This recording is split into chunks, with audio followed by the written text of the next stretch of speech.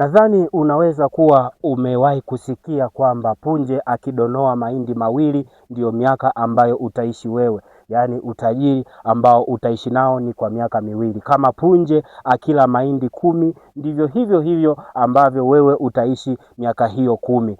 Unawaona hawa jogoo ndio tuko na mtaalamu ambaye anafanya mambo ya kutisha sana, kwa sababu huyu jogoo na huyu wanamuita mtetea, yaani tetea ndio ambao wanafanya hizo kazi. Hivi ni kwa nini wanakula mahindi machache wakati wanakuwa wana njaa hao kuku? Wanakula mahindi machache ni kwa sababu hao kuku wametengenezwa kwa sababu ya malengo fulani, kuwatimizia watu malengo fulani. Wengi wanataka utajiri wa punje, wakiamini kuku watakula punje nyingi. Lakini kula punje nyingi, hata kula punje 5, 6, 10 ana uwezo. Inategemeana na nyota yako wewe. Kwa hiyo mimi nilidhani kwamba huyo kuku ninakuja naye wa kutoka nyumbani. Hapana. Kuku ninao mimi mwenyewe. Ambao hao kuku wametengenezwa kimazingira ya kimizimu. Na wana baraka za kimizimu na nguvu za kimizimu. Kwa hiyo kwenye mamlaka sasa ya fedha ambao utahitaji wewe kwa muda gani, inategemeana na nyota nilivyokuambia. Kwa sababu naweza nikamchukua huyu jogoo, umenielewa? Nyota yako ikawa ni kali sana, ambao inahitaji kusurvive kwa muda mrefu, ukakuta kuku amekula punje 10, 15. Umeona? Ukaja na nyota ambayo nyota yako wewe umepitia maisha ya changamoto nyingi, yaani changamoto naongea umeifanya vitu ambavyo sio sahihi kwa jamii. Ukakuta kuku amekula punje 2. Sawa. Na kuku sijamalizia kitu kimoja. Na kuku akimpenda mtu akila punje nyingi, lazima agharamikie gharama kubwa kwa ajili ya kufanikisha lile lengo lake. Unakuta amekula punje 10. We, miaka 10 ni mingi sana. Kwa nini kuku simbariki kwa fedha nyingi kwa ajili ya kukamilisha lile swala lako ambalo umekamilisha? Sawa. Na sasa hawa kuku maana yake wanaishi na wao wanakufa au inakuwaje? Kuku anaishi. Ila likifika swala lile la siku ambao tayari wewe inabidi uchukuliwe, kuku ataanza kuumwa. Manake haumwi siku ile ambao wewe ndio inabidi upoteze uhai wake.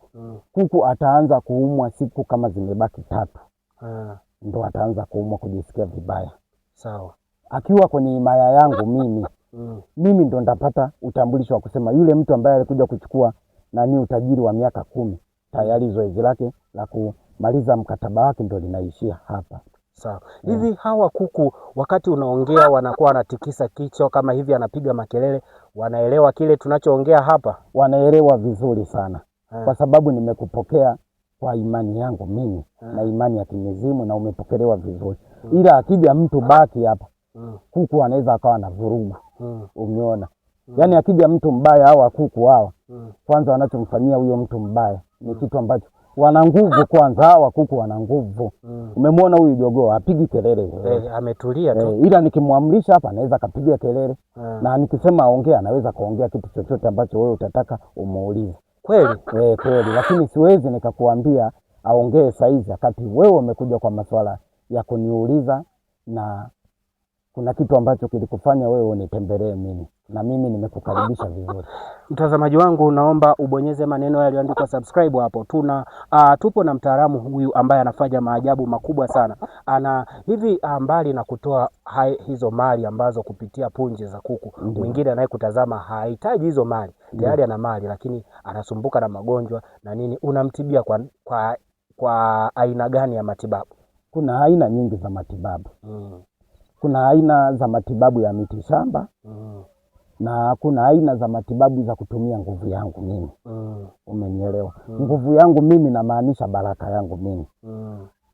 Hii nguvu yangu inatumika mimi kukushika wewe. Unajua kuna maradhi mengine ambayo mtu anaumwa akienda hospitali lazima achukuliwe vipimo ndo atibiwe. Na mimi kuna maradhi mengine ukishikwa na mimi wewe unapona. ila kuna malazi yale mengine lazima utumie mitishamba ambao ndakupa utatumia utapona vizuri. Ila kuna malazi tata, naongelea malazi tata, malazi ya kishirikina. Mtu amerogwa, mtu sijui ameingiliwa na jini. Hayo malazi siwezi nikayatibu kwa kukupa mitishamba. Na yatibu kwa nguvu zangu mimi. Ndio maana mimi muda mwingine nalalaga kwenye makaburi. Kwenye kaburi la babu yangu mimi. Kwa sababu hapo ndo nachukuaga na nguvu zingine za mizimu na mzimu wa babu yangu mimi kwa ajili ya kufanya shughuli zangu za hayo matatizo ambayo yanawasumbua watu. Mtazamaji wangu, nadhani unaweza ukawa unaona haya ambayo yanaendelea. Hao aliwashika ni kuku ambao wamefanya maajabu ambayo mimi nimeyashuhudia. Ila kama wewe unataka kuyashuhudia, mfuate mtaalamu. Hivi mtaalamu, hapa kijijini kwako tumeona wengi yani wapo na wewe, wapo pamoja na wewe, lakini wewe mambo unayofanya yanatisha, kama hivi kuongea na kuku muda mwingi, kwa sababu wengi wamesema unakuwa unaongea sana na kuku, yani mpaka wanahisi umechanganyikiwa. Lakini bado watoto wanakuja kucheza, hawaogopi kuja kucheza kwako, utawala nyama. Nani huku kwangu kijijini kwangu mimi tofauti na mjini. Umeona? Wa huku kijijini kwangu wameshanizoea. Umeona? Ila nikienda na hivi vitu mjini watanikimbia. Umeona? Ila huku mimi wameshanizoea na mila za kijijini wewe unazijua. Kila kijiji tofauti au mkoa tofauti unakuwa na mila zao. Mimi wameshanizoea. Kuna muda mwingine wanakujaga wananitania mimi. Umeona? Na tunacheza vizuri nao vijana ambao wananitembeleaga hapa kwangu hapa. Ila nikienda kwa mjini hawezi wakanisogelea, wananiogopa. Wananiogopa. Sawa sawa. Hivi tumewahi kusikia, nadhani mimi nimesikia na mtazamaji hapa pengine amesikia. Sasa hivi wanasema sana kuna utajiri wa nyoka. Sasa utajiri wa nyoka tofauti yake na utajiri wa kuku, tofauti yake ni nini? Utajiri wa nyoka kuna tofauti mbili. Tena tofauti naweza nikasema ni kubwa sana. Ndio maana wengi wanakimbilia utajiri wa kuku. Utajiri wa kuku punje natoa mimi mwenyewe naziweka hapo, kuku anakula punje. Utajiri wa nyoka sharti lake lazima ulale na nyoka. Umeona? Najua ndugu mwandishi wa habari, huwezi kulala na nyoka wewe. Naogopa. Na nyoka sio nyoka, tunyoka tudogo, nyoka mkubwa. Lazima ulale na nyoka mkubwa. Kwa hiyo wewe nyoka huyo mkubwa inabidi umlishe, umuogeshe, ni kama mke wako. Na nyoka hayupo aina moja, kuna nyoka wa kike na wa kiume. Inategemeana na huyo mtu ambaye anataka utajiri ni wa jinsia gani. Akiwa ni ya jinsia ya kiume anapewa nyoka wa kike. Akiwa ni mwanamke anapewa nyoka wa kiume. Ila lazima nyoka umlee vizuri, umlishe, ufanye nini. Kwa kuku akila punje tayari umeshamaliza shughuli yako, unaondoka. Nyoka unakaa naye. Kwa hiyo ina maana kwamba huyu kuku ukinipa mimi utajiri wa punje, huyu kuku na muondoka naye na mwache. Kuku nabaki naye mimi. Unabaki naye wewe? Ndio. Ila nyoka unambeba unaondoka naye, usiogope. Mbona wanasumbua sana? Hapana. Hapo wanakuwa wanamaanisha nini? Siwezi nikaongea. Ila nyoka unaondoka naye, yani unakuwa tayari umeshafunga naye ndoa. Sawa. Mtazamaji, hawa ni kuku ambao wa mtaalamu ambao wanakula punje, ndizo punje ambazo zinatumika kwenye utajiri. Mtaalamu, kwa hiyo hawa kuku kwa mfano mtu labda ukawaachia hivi, unawaachia tu wanazurura mtaani? Kuku hawa kuzurura wanazurura. Umeona? Na wanarudi. Kama kuku wengine, lakini hawa sio kuku wa kawaida. Umeona? Sio kuku wa kawaida, tayari washatengenezwa. Tofauti na wale kuku. Hawa kuku umemwona huyu tete huyu, hatagi mayai. Huyu jogoo anataga mayai. Jogoo anataga mayai.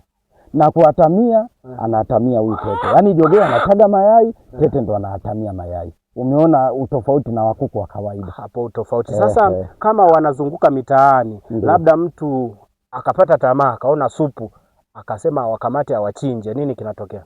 kinachotokea ni yeye uhai wake kupotea. Kwa anakufa yeye. Hawezi akafa pale pale. Yaani akifika kwake kama amemchukua huyu kuku wangu mimi ambaye yupo kwenye himaya yangu, akimchinja akila, iwe mchana amelala, manake yeye atapotelea hapo kitandani. Ndio itakuwa ni milele. Mtazamaji, tupo na mtaalamu huyu ambaye kama unavyomuona yupo na hao kuku ambao kuku hawa anawatumia katika punje ambazo punje hizo ndizo zinatumika kwenye utajiri. Sasa mtaalamu, mtu anataka kukupata wewe, yupo Marekani, yupo wapi, ana matatizo ukiachilia mbali ya utajiri, labda magonjwa na nini, anakupataje? Mimi na simu na mawasiliano na simu nilinunuliwa na binti yangu ambayo unaweza ukanipata. Na pia ndugu mwandishi wa habari, kama utaniruhusu naweza nikataja namba zangu. Namba zangu natumia mtandao wa Vodacom. Namba ni 07 97 47 26 38. Mtazamaji, nadhani utakuwa umeisikia hiyo namba, lakini la ziada zaidi tutaiweka hapo kwenye skrini. Utamtafuta mtaalamu. Nadhani sisi tukuache, hatuna la ziada. Karibu tena.